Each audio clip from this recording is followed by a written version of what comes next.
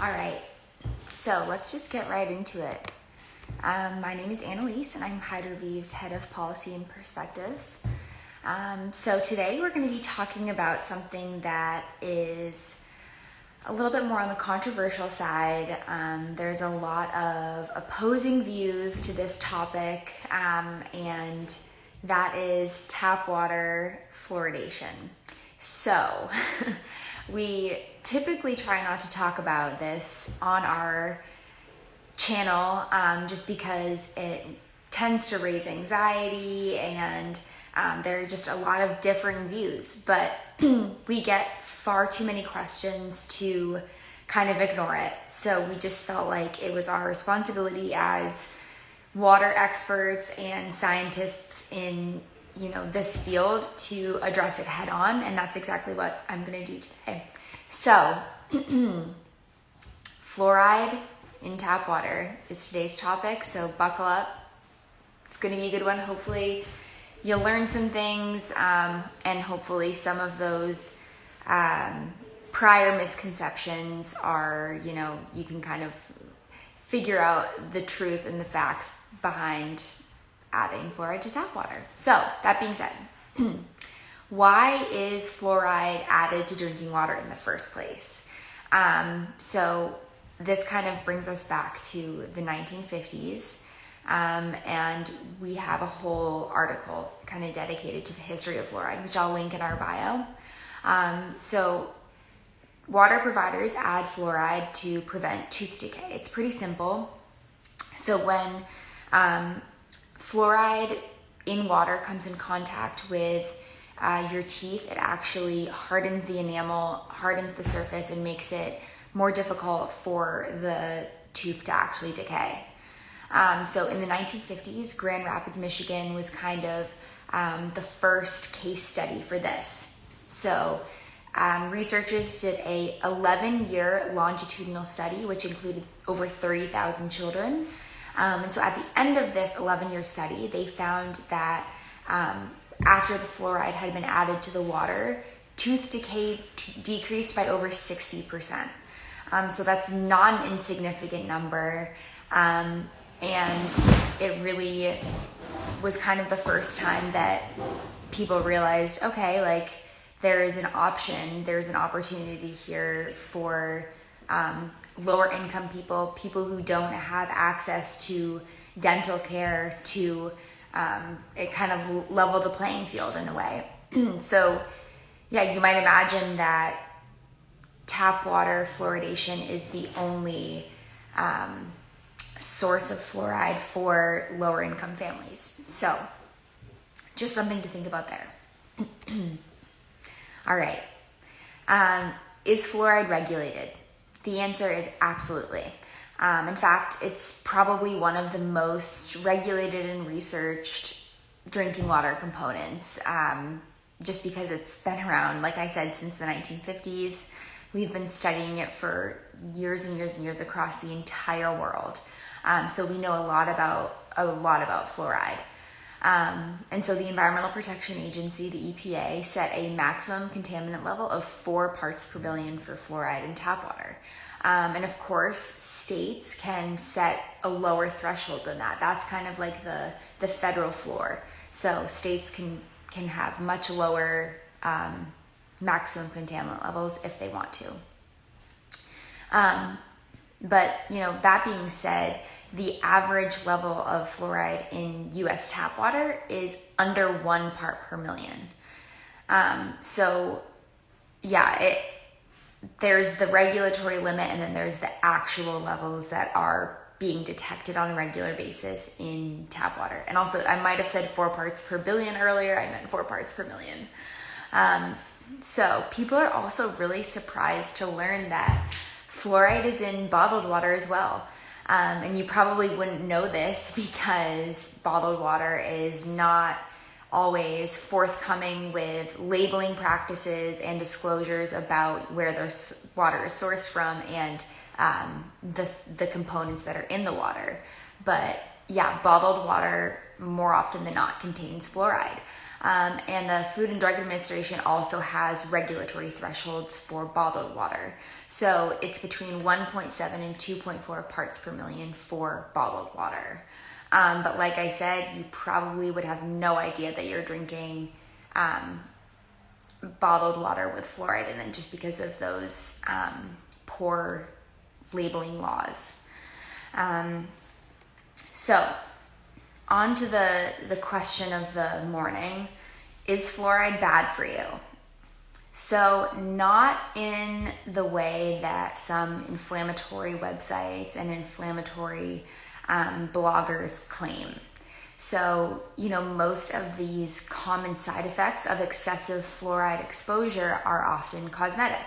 So this could be like a little discoloration of the teeth, and in most cases, dentists can early detect this and just recommend a toothpaste with lower or no fluoride in it. That's typically the mitigation path used by dentists. And as one might imagine, dentists are huge proponents of tap water fluoridation. So the American Dentist Association has a whole article just basically talking about how it's a good thing. So yes, we'll get to that question that was just raised. So team, if you are an opponent of fluoride in tap water, you are undoubtedly familiar with the 2012 Harvard study. And this was a meta-analysis, which means that it was a study of different studies. And it focused on fluoride in China. And the study kind of determined that exposure to fluoride lowered IQs in China. So the researchers failed to highlight that the regulatory limits in China for fluoride are 7 times higher than what they are in the United States. So this was kind of jarring for a lot of people reading this article, reading this scientific paper, and kind of realizing that their whole world has been turned upside down when it was really just inflammatory and not super reflective of drinking water in the US. So it was not long after the Harvard researchers published this study that they came out with this statement saying that, and I quote, "These results do not allow us to make any judgment regarding possible levels of risk at levels of exposure typical for water fluoridation in the United States." So that was kind of their way of saying, hey, this doesn't entirely reflect US tap water at all. And so other studies have tried to claim that fluoride can increase the risk of hypothyroidism, but ultimately, failed to show cause and effect. And same goes with calcification of the pineal gland. There's just not enough credible scientific data done by credible sources. So that's kind of our stance on fluoride. And so, if you can afford proper, dentistry, if you have dental insurance, if you can do all of those things and you're still, against fluoride, or you still have concerns and want to get a water filter that removes fluoride, like that's fine, but have a conversation with your dentist first, and just understand that water filter might not be addressing some of the other contaminants that are actually scientifically known to be problematic. So, that being said, we all remember the periodic table from chemistry, and fluoride is in that halogen category. So it has the strongest bonds, and it's really, really hard to break down. So when you are developing a water filter, like similar to Hydroviv, you have to understand that there's going to be not enough room in that cartridge to address some of those really difficult to remove contaminants if you are adding fluoride, which is, again, that really, really strong bond. So we felt that it was a disservice as a team of scientists to kind of create a water filter that was removing fluoride, but it wasn't doing a good job at removing some of those other contaminants that are known to cause cancer and that are known to be toxic. And for that reason, we just felt that the data did not support the need to remove fluoride over things like PFAS, chromium-6, arsenic, lead, things that we know inconclusively that are harmful to people, particularly to children. So that's kind of the gist of all of that. It's a super controversial topic, and we just wanted to kind of address it head on because we get so many questions regarding fluoride, and there's a lot of really, really poor information on the internet, and so we wanted to come from a place of scientific, credible voice. So hopefully that answers some of your questions.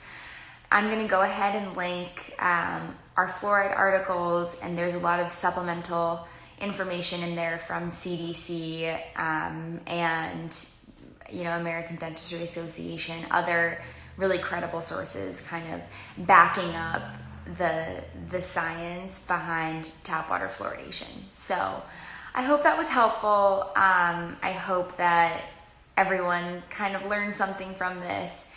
And so if you have any questions, you can DM us. You can go to our live chat, hydroviv.com, and we have scientists waiting, ready to answer your questions about this particular topic and so many others.